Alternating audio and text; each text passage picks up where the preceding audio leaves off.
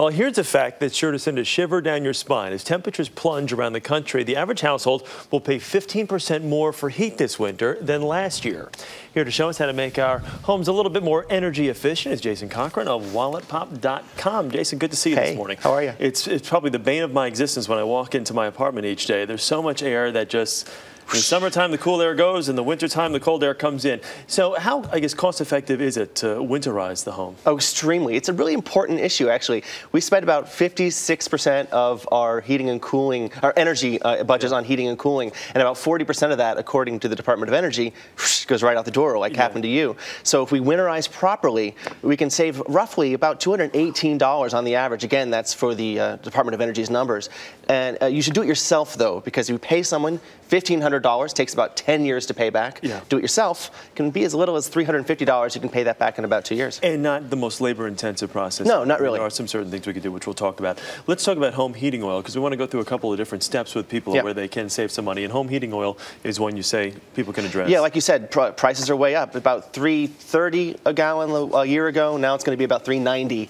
But what people are doing, they're banding together to form fuel co-ops. Really? You can find them in your community by looking under fuel co-ops on the internet, the yellow pages. Maybe your county has information, or your Consumer Board of Affairs will have something. You join this fuel co-op, you might pay about $35 a year as a membership, and then you get the bulk rate, which is about 30 cents less.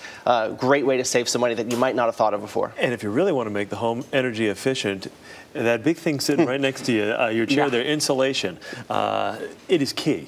Because we lose about 30% of our heating bills right out the drafty areas of our house. You know, we're talking the windows, the attic, which is where this would go off, and it's a fiberglass roll. I like the cellulose stuff because it sprays and it's easier to find the nooks and the crannies. This is about $15 a roll. Cellulose costs about the same, but sometimes the installation can be more tricky.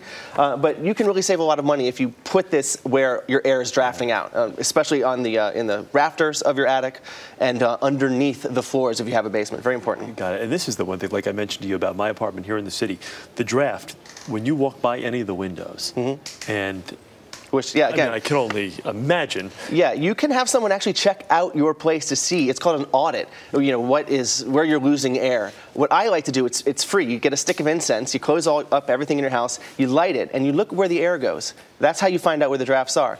And then it costs very little to get weatherizing strips or like a kind of a plastic wrap that goes over your window. What you want to do is you want to create sort of a dead space between the outside pane that faces the outdoors and the pane on the inside. A lot of us have single panes. The energy goes right out of the house. If you create a second pane, whether buying a new window or putting on that wrap, then you can save a lot of money, about 30% again. How about the water heater? Because most run 24/7. Yeah, and your money is being wasted all day long. You're heating water you're not going to use. It's on all day long. If you can, again, you can save a great deal of money if you time it to go off at certain hours when you're not going to be around. Better yet, I like these new kinds of water heaters that heat up water as you want it. They're sort of an on-demand tankless system. They're kind of the new rage here in New York City. People are installing them in their houses here. They also take up less space in your house. You can put more furniture in there. And if it leaks, you're not in so much trouble, because if a regular water tank bursts, it's going to go all over the house. And you talk about that being on a timer. The same can be said for thermostats in people's home. If you can get those automated thermostats to kind of time it to turn on before you get home. And it's a new thing. I mean, we think of those dial thermostats. You turn it on when you want heat. You turn it off when you don't. A better idea is to think of what your schedule is. When you go to work, turn it off for 8 hours. When you go to sleep, turn it off for another 8 hours, or turn it down about 15 degrees. You can save about maybe $1% for every degree that you turn it down. If you do it that way, you've saved about 2/3 of the day's energy if you time it when you're not at home or when you're asleep and you're underneath your blankets. You don't need it on for 24 hours. It is amazing to see how much money you do really let fly right out the window. Pardon the pun here. Jason, thanks so much. Good to talk with you this morning.